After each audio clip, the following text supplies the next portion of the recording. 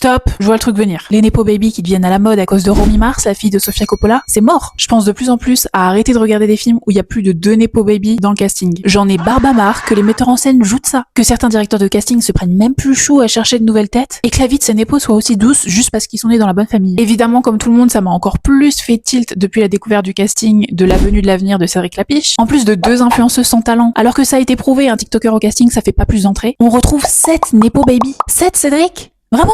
C'est une coïncidence. C'était pas volontaire, je m'en suis aperçu vraiment en fin de casting. Certains, je me suis dit, est-ce que je les enlève du casting parce que j'ai trop d'enfants d'eux? Oui, Cédric, en effet, t'aurais dû en retirer quelques-uns. La surreprésentation de la classe bourgeoise dans le cinéma, aujourd'hui, c'est plus possible. Clapiche, top 3 de mes réalisateurs français préférés, vraiment. Le père que j'ai jamais eu, j'ai vu toute sa filmo en boucle, mais j'irai pas voir son dernier film. Une bonne fois pour toutes, la méritocratie n'existe pas. Les randoms qui sortent de nulle part n'auront jamais les mêmes chances de rentrer dans le milieu. Bref, j'ai fait une liste de tous les acteurs français de moins de 35 ans qui apparaissent dans le box-office France de ces dernières années. La cérémonie des Nepo Baby est ouverte. On commence avec Kim Higelin, petite fille de Jacques Higelin. Paul Kircher, fils de Irène Jacob et Jérôme Kircher. Lily Rose Depp, à moitié française, ça compte, fille de Vanessa Paradis et Johnny Depp. Pourquoi pas Timothée Chalamet, fils de Nicole Flender. Victor Belmondo, petit-fils de Jean-Paul Belmondo. Lola Lelanne, fille de Valérie Strauss. Suzanne Lindon, fille de Vincent Lindon et Sandrine Kiberlin. Abraham Wapler, fils de Valérie Benguigui. Vassili Schneider, fils de Jean-Paul Schneider, petit dernier de la fratrie Schneider. Joséphine Berry, qui joue dans tous les films de papa Richard Berry. Deva Cassel, fille de Vincent Cassel et Monica Bellucci.